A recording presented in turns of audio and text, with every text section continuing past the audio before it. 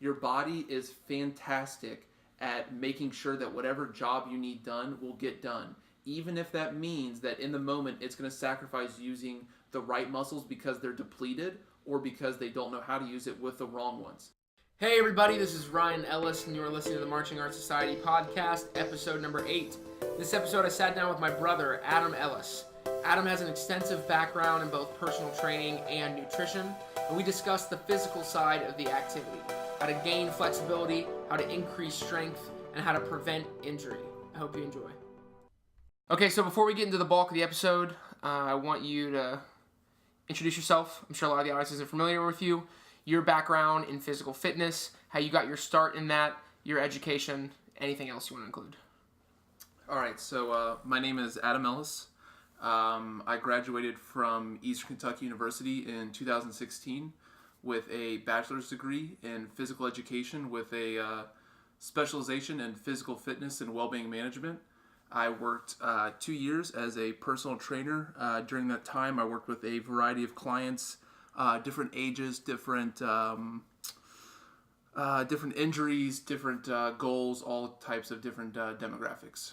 So the goal of this is to shed some light on what the activity can do to strengthen themselves, to better understand their body, because the reality is that the activity right now is not what it was when it first started. The visual component of everything has increased pretty significantly.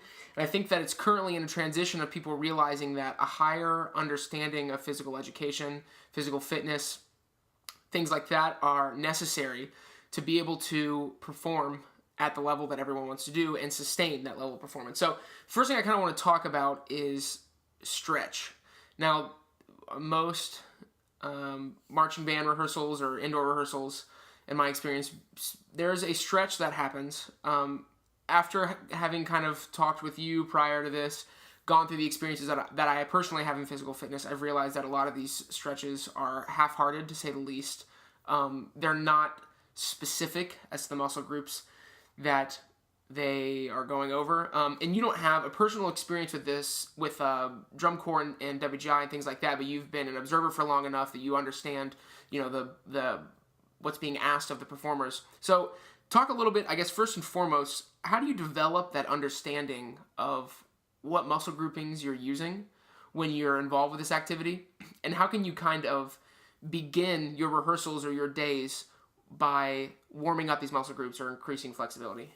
Absolutely. So kind of like what you said, so I would say I've seen this in the drum corps world, and I've seen it in even just other facets when it comes to even just sports in general and things like that, that people are starting to learn that you can't approach workouts, you can't approach any activity that you're passionate about that requires some sort of physical ability or capabilities in the same ways that you used to be able to. That's why you see, I think, a lot more people relying on coaches, whether that be strength or just regular personal training or otherwise, just for that knowledge, because people have normally done things wrong for a long enough time to realize that you shouldn't be hurt or you shouldn't be feeling a certain pain a certain way for the age that you're at. That stuff should really come later on in life. So observing drumline for the past, I guess would be 6 years or so? I mean, it would be longer than that, eight or nine, just from even you in high school. So when you're thinking about stretching, it's a lot different when you're talking about warming up versus the cooling down part. So drumline doesn't, I think, get enough credit as far as how demanding it is on the body and a lot of things that you have to do, especially depending on which particular instrument that you're playing. If we're talking about specifically drums, a lot of those heavier drums, when you're wearing a harness, attaching a weight to your body and where that weight gets displaced, even though harnesses I think I've seen have become evolved, can't do the job enough to where you don't have to rely on stretching or working out to do it. So really a lot of the pre-drumline type of stuff that you should be worrying about doing is not static stretches. So static being that you are just holding a stretch for a certain period of time and then moving on to the next one. So think like toe grabs, where you just kind of kick, or even when you kick your foot back to your hand and you try to stretch your quad, you need to have much more of a dynamic warm-up. So dynamic being that you are stretching through use or through action. So Some of those things would be like basic examples would be something like when you walk forward and do high knees. You are starting to use the muscle, but in a way that is, I want to say, gentle, and also in a way that is going to allow it to, we think of muscle use like as an X and Y chart. It should be a nice slow curve up. It shouldn't be a straight shot up, and that's how you start to get to a lot of injuries. The same would be going for like a workout, right? You don't want to go straight into an intense workout without necessarily warming those muscles up and getting them primed for use, and that's, I think, a big part of it. So where stretching can play a key role beforehand is not only getting the heart ready, because you start to slightly elevate that heart rate to know that you are about to be moving around while carrying this weight, depending on, again, what instrument that you're playing, but at the same time also helping your body, because we can't necessarily focus in on just one muscle group, because really drum core and drum line, what muscles you have to use is pretty much a whole body. I mean, definitely some more than others, but I mean, you're carrying that weight with your legs at the same time you're using your upper back for a lot of the posture, using your neck muscles at the same time to keep your head in a certain place because it's the appearance of it as well. You're using the forearms for sure as far as when you're actually playing itself, whether that be drums or even other brass or other types of instruments like that. So really a lot of it comes down to how do you develop a full body stretching routine that is dynamic but not overly aggressive in the beginning. And so from what I've seen from watching you and watching other drum lines and stuff perform is that there some of the drum lines that seem to be, I guess, on the, I want to say, cutting edge of things have started to implement these type of stretch programs. I think watching you do, I want to say it was Blue Devils for sure. I got to see some of that to where those stretches that I've seen you do from years past definitely evolved. And I think that if a drum corps wants to do the best by its players and by its musicians, you need to develop these type of programs. And really all it takes is a lot of effort in the beginning to develop the program. And then from there, you can ride it out for years, because yes, we'll get new information when stuff comes out, but it's still going to be the same muscle groups being used over and over again. So seeing how drum corps will be able to, I don't know if necessarily hire people that are in this type of field to help, but the development and implementation of it has to be there. So that is, that's actually something that is, I think, is getting better. I think it's starting at the highest level, and I'm sure that over a period of time it's going to trickle its way down. But like staffing personal trainers, or just people that are, their only job is to be aware of the physical fitness and the well-being of the ensemble, is becoming more and more relevant. Talk a little bit to, like, let's say that you're not in one of these ensembles. Let's say that you have a desire to, and you want to go to that audition with, an understanding of your body, a level of flexibility, and an ability of movement that's going to allow you to, fit the mold of what the staff wants. So if you're going into that audition, what could you do on your own time to kind of jumpstart the process that you're going to have? Absolutely. So one of the biggest things, and this is something I would always kind of nail home with my clients myself, is preventing as much sitting time as possible. The reason that is because your body is not designed to sit. There isn't a chair necessarily that is advanced enough yet that will keep your posture in a great enough place to where after a certain period of time, something is going to give, whether it be that you're now starting to round your lower back, your shoulders are starting to come forward, your head's starting to lean forward, and these are all, one sometimes leads to the other. And when you think about even basic marching, or even when you're just standing in place and playing, and especially during an audition, having the appearance of your shoulders pulled back, your chest up nice and tall with your head back is not only delivering a lot of confidence to the person watching you, but is also making yourself a little bit more confident in the process, because there is, I remember they did a study with people, I think it was called like the Superman effect or something, where if you stand with your fists on your hips like a Superman with your chest up, it'll increase your testosterone levels. And I think part of the key cause of how that kind of happened is because you're not literally just putting your body in a place that it doesn't need to be. So that's hunched forward with everything with that. So you don't need to try to teach your body a new skill as much as it is that you can just prevent things, and it will help you further on. Before an audition and even things like that, even we'll talk even kind of weeks out before, making sure that you are comfortable standing and playing, but not only that, but standing with great posture. So a lot of things that I think it just does end up happening in drumline is where you kind of go pigeon-toed. So that's if you look down at your toes would be kind of making a V with your heels kind of being closer together. All of these things chain up through the body. So if your feet are positioned a certain way, that's going to affect how your knees are working. If your knees are doing a certain thing, that's going to affect how the hips are working, and you can travel kind of up the chain through there all the way up to your head. So doing even basic type of workouts with, let's even say, machines to keep it easy, to where if your one focus besides maybe intensity is making sure that you keep your body in a good anatomical position. So what that looks like is obviously your toes forward, knees are perfectly forward, your lower back is not pushed out like if you try to push your butt up, to where your shoulders aren't rolled forward, head's back. Doing basic exercises in proper alignment will get you there very quickly, just because there was a very good book that was written called Your Body Keeps the Score. And what that pretty much is about, and it kind of goes back to the sitting thing I was saying, is that no matter what, you cannot pause your body's learning mechanisms. So when you are doing things improperly, your body is starting to learn that as is normal. When you do things properly, it does the exact opposite as well. So doing things like maybe, let's say, a leg extension. So that's that seated machine where you have that bar at the feet and you kind of kick it up into the air. Doing that to where you make sure your toes are facing forward, that your back's kind of pushed back into that padding, that you're keeping your chest up, your head back. Even basic exercises like that done correctly over a period of time will help you with alignments and things like that. Obviously, I think the big one to talk about, of course, is going to be forearms, hands, all the like. Your wrist to hands, if I remember, it has 15 plus muscles, and that's just in kind of the forearm alone going to the hand as well. And that's a lot of muscles to keep track of. So knowing which stretches to do before, and like I said, having those dynamic stretches to do before you play, and then making sure you do those longer holding stretches after can be huge to make sure that, especially when you get there before an audition, that you are primed.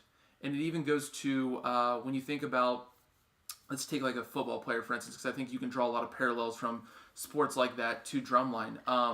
When you start to do a warm-up, and you make it ritual to where you do it before every time that you start to play, that it starts to get you in the zone.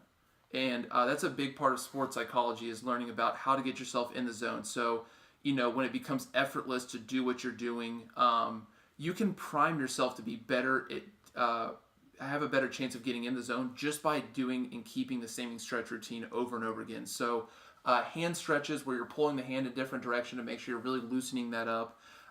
Doing things like even those grip strength things are going to be huge for it, because if it's fatiguing for you to play the drum over and over again, but you start to strengthen those forearms, that stops the fatiguing as quickly. Do it a long enough time, and now you're not fatiguing necessarily at all when you do, let's say, a 2-hour practice time like before. So I think there's a lot that you could do, but I think a lot of it's going to come down to, especially in the drumline world, doing specific exercises, not only for intensity, but doing them much more for proper body alignment. Okay, so talk a little bit about that, because the word posture is something that I actually do think has been around for a while in the activity. What gets interesting with that, though, is how someone interprets that. So people will say, like, stand up straight, and what I'll notice a lot of times is someone almost hyperextend their back, push their chest out to the point where there's now a curve in the spine the other direction, or vice versa. I think that, so can you just succinctly explain what is good posture? Yes, so part of the reason that posture is so hard to do, and this is going to seem kind of weird, is because America has kind of pioneered, and I don't know the exact medical terminology for this, but it's called pretty much flat butt syndrome. And so what that means is that if you sit long enough, doesn't matter how comfy the chair, whatever it is, you are slowly flattening that gluteus muscle, which is your biggest muscle in your body, the biggest muscle. But at the same time, when you sit on it, you are training it to turn off.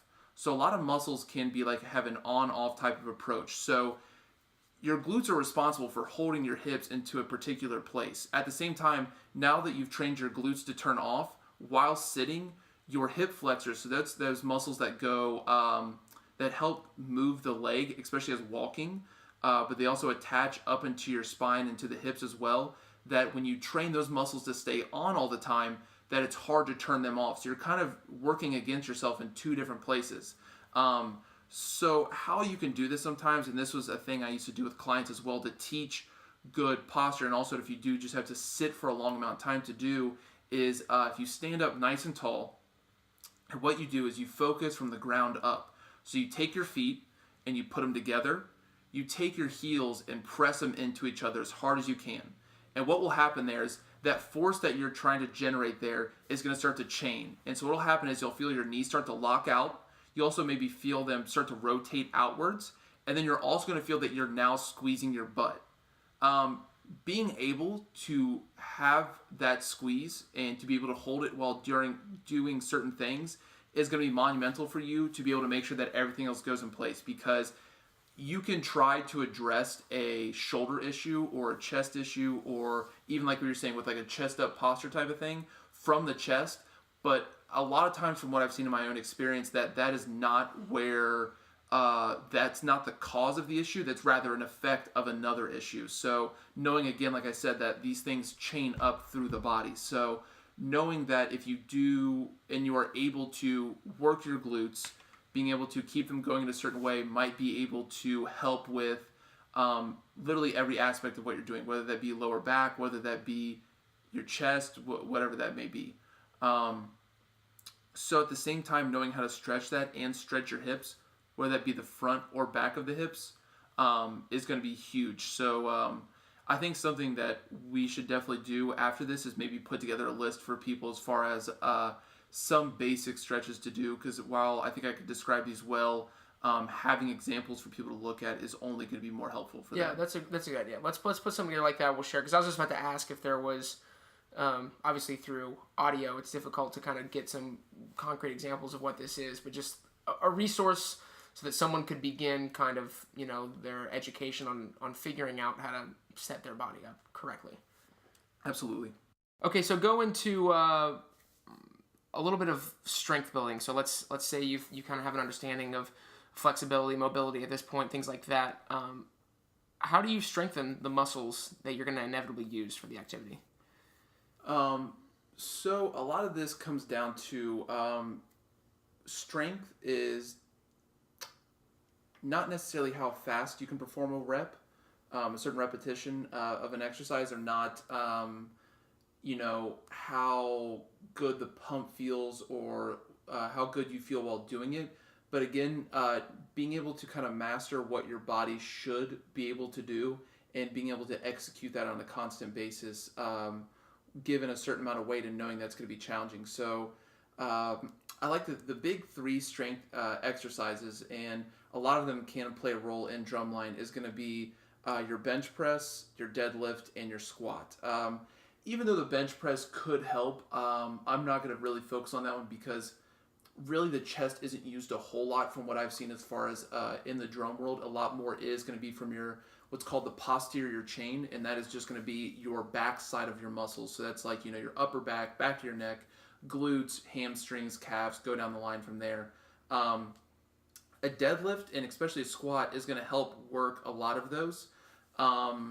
So let's start from kind of the bottom and go up here. So from what I've seen as far as marching, a lot of it is going to be in your calves. So walking on your tiptoes and being able to make those movements, you're going to have to be able to build some strength. Now, while doing calf raises can help because you are choosing to focus on that one singular muscle on your own, it's better to actually go with something like a squat or something like a deadlift, because what's going to happen is that even though you're not necessarily raising your heels off the ground, you are still using that muscle group in the same way that you're going to be using your quads, in the same way that you're going to be using your upper back. So I'll start with the deadlift as well. The deadlift is going to help strengthen your glutes. And what that's going to help you do is, when you start with a deadlift, you've got the bar down at the bottom, and your hands are right underneath your shoulders, and you're kind of making a triangle. So that's with your butt pushed straight backwards, not necessarily low like with a squat.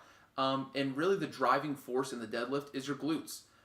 Whenever it's time to pick that bar up, you shouldn't necessarily just think about standing up. You should think about squeezing your butt with all your might. Because again, you're now calling on your biggest muscle group to pull your back upwards, but at the same time pull this barbell straight up your legs, and while the entire time making contact with your legs and now bringing it up to the hips again. So implementing a deadlift where I would say you would practice for a while to keep proper form, and again, use a coach, use somebody who is knowledgeable with this deadlift, not for the sense at first, like for the first couple weeks of trying to see what your maximum amount of weight is. Try to do 3 sets of 15 to where you are strictly focusing on nailing the form down to the wall, because what that's going to enable you to do, and what some people might notice if, let's say they are maybe a lifter and they do drumline as well, is that you're not pulling the same weight. I've experienced this a lot with clients who, had injuries from exercise, and what happens is that, and this is myself included until really going to college and learning the things that I've learned, is that if you do the wrong thing long enough, you are playing kind of Russian roulette with your body, as far as you're hoping that because you don't have the proper cueing, because you don't know what exactly muscles you should be calling on in which order, that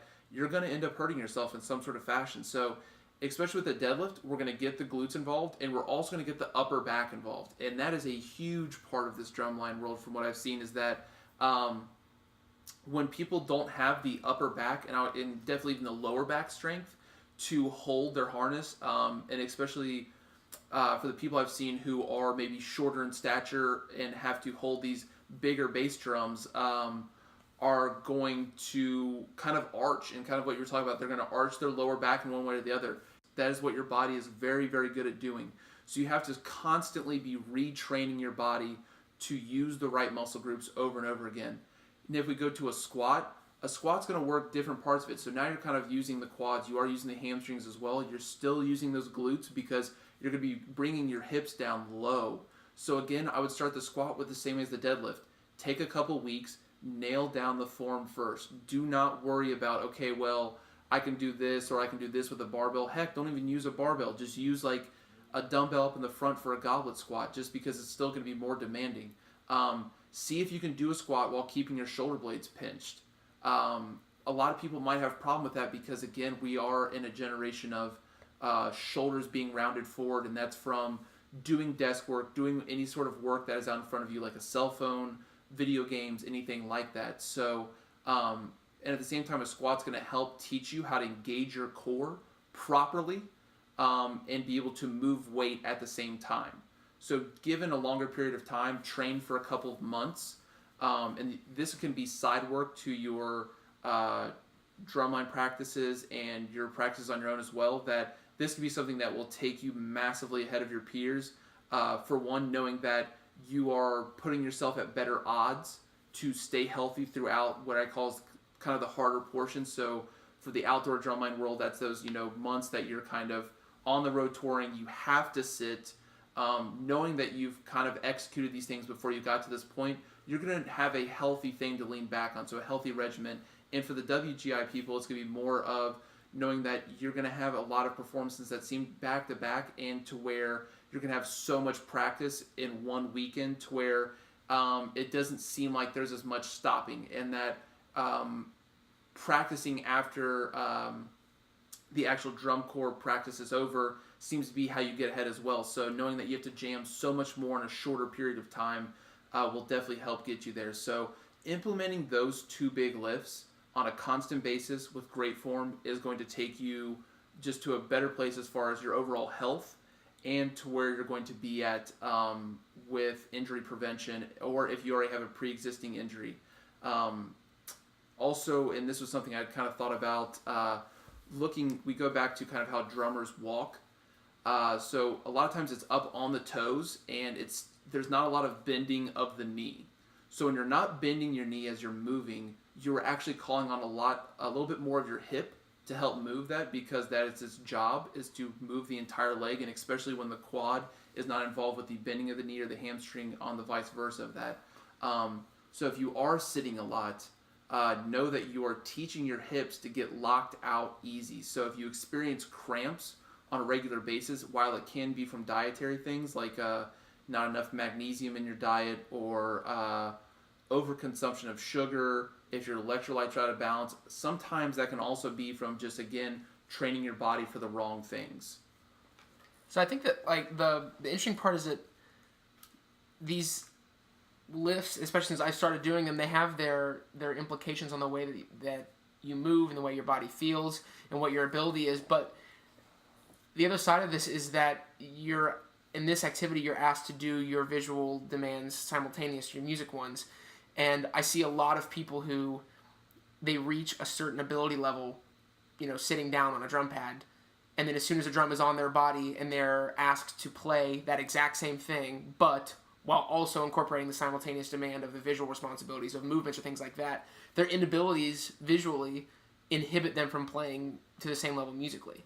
Absolutely. So I think like it's important for your visual, to understand these things to be able to move your body as such, but you also have to be able to be an adequate musician while doing these things. So I think it just makes it that much more important that, like you said, the form, understanding these motions correctly, is at this point fundamental to being able to be successful in the activity, I think. So the next thing I want to talk about, this is actually I was looking forward to most because I think that I have my personal experience with it as a performer and I have my experience with it now as an educator, is injury prevention. So I don't think that when the activity started, it was,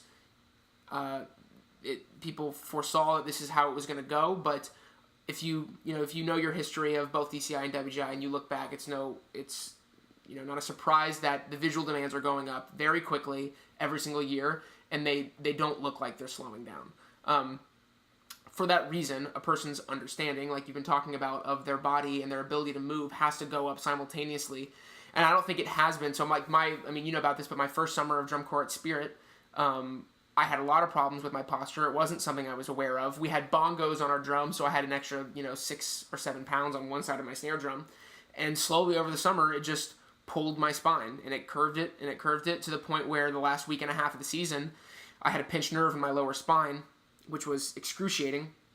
And about every 60 seconds or so, this jolt of pain would go up my entire body.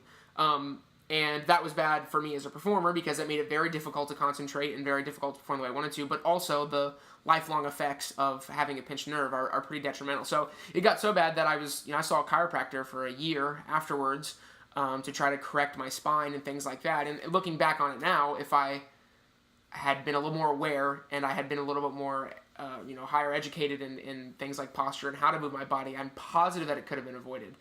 So injury is more and more common every year. There are people who fill holes in the middle of summers, in the middle of seasons, because someone isn't taking care of themselves, and there's not someone who's maybe teaching them what they need to know to be able to sustain for the entirety of the season. So talk a little bit about this, about how, obviously the performance level has to be high, but drum corps is 3 months long. You do it every day for, 8 to 10 to 12 hours. How do you get through that much physical activity on that consistent of a basis and not get injured? So first I'd like to start off by saying that if you are in some sort of pain or something like that, that chiropractic care is fantastic to go with. I went and saw a chiropractor myself.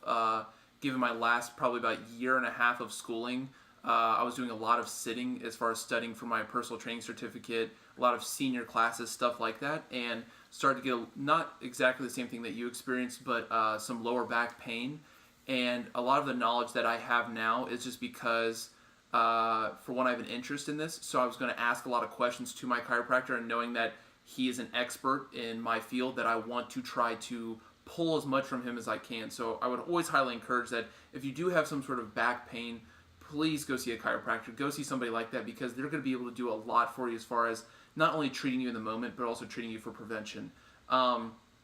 So a little bit diving back to actually kind of what we're talking about before, is that you have to kind of treat, if you're marching in the summer, your summer season, your winter season, kind of like, what the season is for an NFL team or NBA team or MLB team, that you need to be training before that for strength to make sure that you've got these muscle groups ready to go. I think that if you're going into one of these seasons and you have not been exercising, that you are going to be much more likely for injury, sustained injury at that point, something to where you're talking about where somebody gets knocked out for the whole season. So from strictly talking about DCI, so, yes, you're practicing from 8 to 8.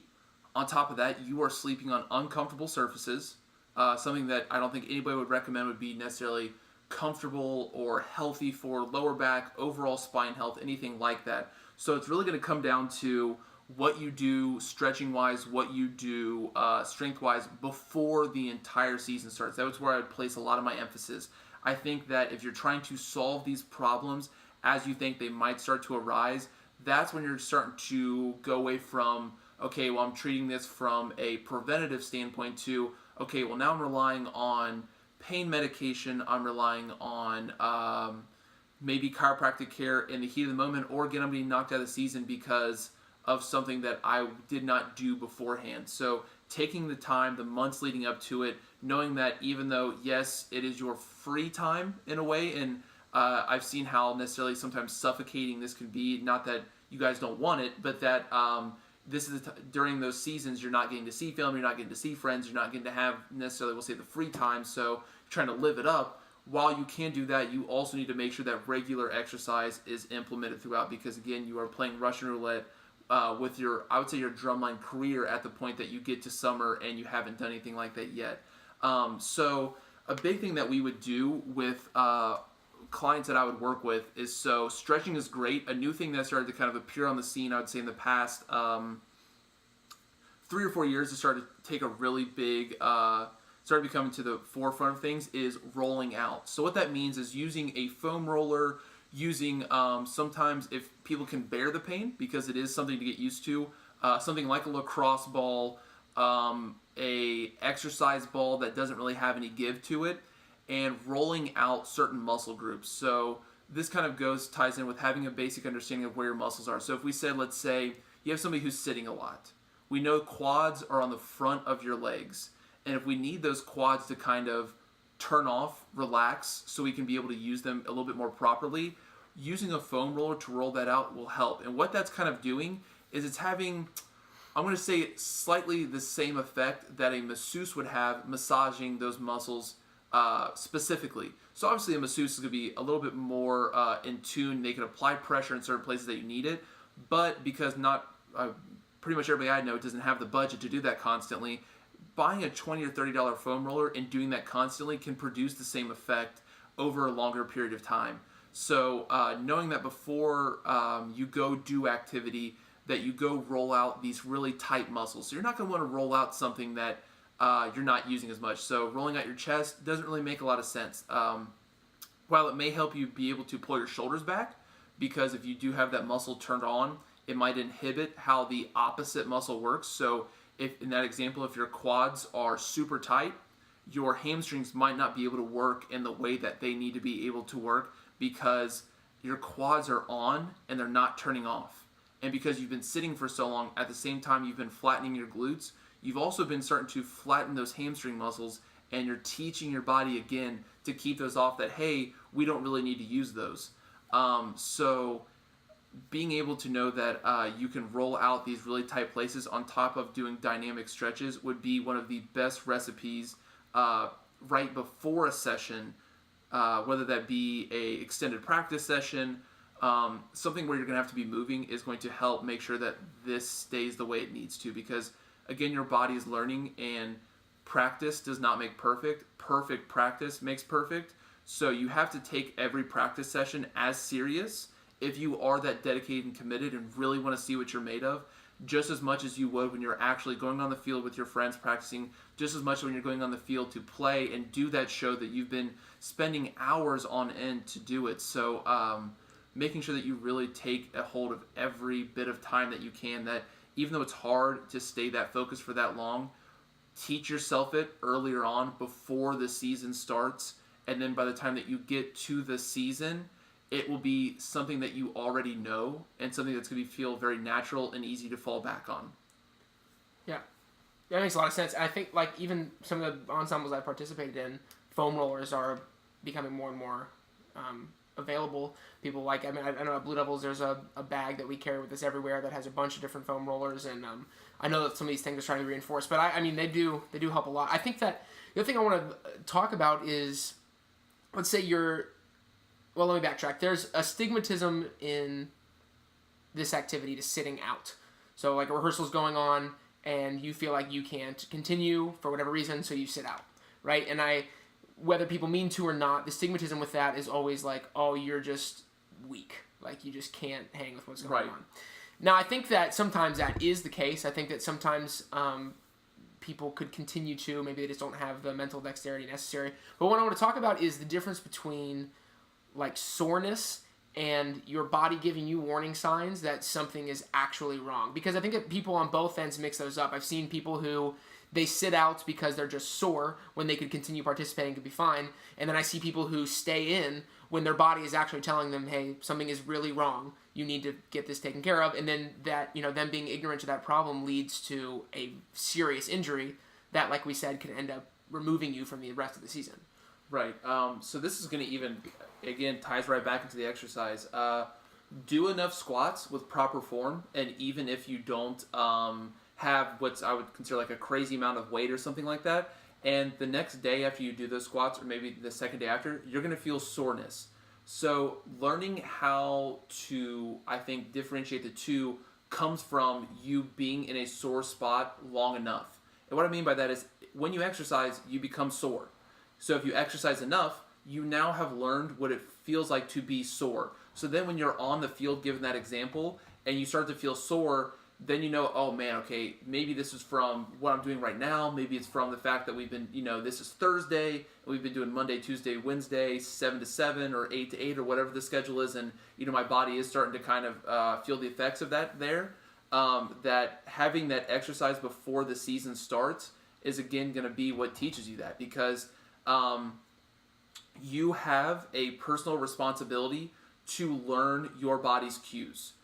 When you start relying on other people to interpret these cues for you is when you're going to find yourselves in those hot water situations. So when somebody's now telling you that, hey, you're being a wuss, if you've done what you've done long enough, you've worked out long enough, you've practiced long enough, and you now know that, okay, no, actually I'm not, I've done this before, I've been training for this, and my body's telling me something different, then that means you can actually start to get the proper help. You're going to cut down on how much time you're going to spend off the field, potentially whether that be just a day because hypothetically you might have just overworked yourself and you just need that little bit of rest, or because you know that you're on the cusp of something that you shouldn't be on, which is an injury. And if you get used to being sore, which there's nothing wrong with being sore, as long as you're sore for the right reasons, being sore is fantastic. It teaches you a very valuable tool, which is what I said there. And so also knowing that you can be able to look back at that person who would be judging you in that situation, whether that be a director, whether that be a fellow band member, something like that, and being able to confidently state the fact that, no, I've actually been training for this, this is what I've been doing, and this is what I'm feeling right now, and I have not felt whatever X is, this lower back pain, this sharpness, this burning sensation, I've never gotten this before.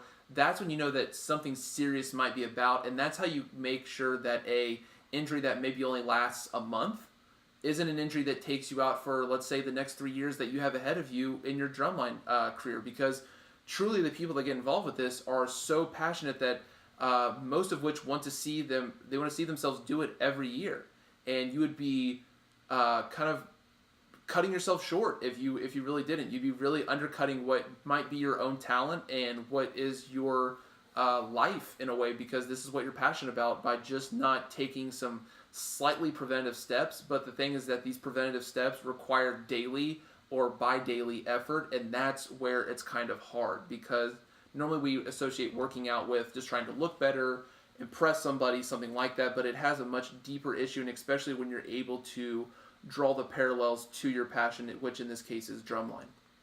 Yeah, that makes a ton of sense. And I think that the reason that the stigmatism even exists in the first place is because, like, band people, drum corps, WGI people, don't identify themselves as physical beings. Like, they look at themselves, whether they maybe intentionally or not, as nerdy musicians. So then there's no trust there about, do we know our own bodies? I think that makes a ton of sense. And I think, to kind of summarize everything that you've said so far, it sounds like if you begin this prior to the season, and this meaning stretching, both dynamic and static, warming up your muscle groups, having a regimen for that, understanding a development of your body, being able to listen to those cues and things like that, that everything becomes easier. Because I do think, exactly like you said, people begin seasons and they start thinking about all of these problems once they happen, right? They start trying to figure out what's wrong once something's actually wrong, instead of trying to, be preliminary in those efforts, strengthen their body in a defensive way almost, so that when those times occur, you're not even in a position to get injured. But that makes a lot of sense. I want to thank you for being here. I think a lot of people will gain a lot from this. I know that aside from, being successful visually, I, like you said, have seen many people have had their marching career and their dreams pretty much stripped away from them because they either didn't know, didn't understand, or didn't work to the level necessary to be able to put their body in a place to succeed and to be able to last for that extended period of time. Absolutely. Yeah. So thank you for being here. I appreciate it. It's my pleasure. Thank you to everybody that listened. And like I said, it is your personal responsibility to learn your body, learn how it should be working and should be used. At the same time, see if you can work with your drum line or drum corps to implement certain programs to where you are not only preventing but furthering yourself during those seasons, and know that if you really do want your career to last, that it comes onto you to make sure that don't wait until move-ins to really get everything started, to start those months beforehand, and that's how you can kind of keep that appearance that you want year-round and keep the body that you need year-round as well. I hope this has been helpful. If you have any questions or comments about this episode, please reach out to me at Ryan Ellis at marchingartsociety.com, or you can message me on Facebook. If you're looking for more content like this, you can check us out on YouTube, Facebook, and Instagram.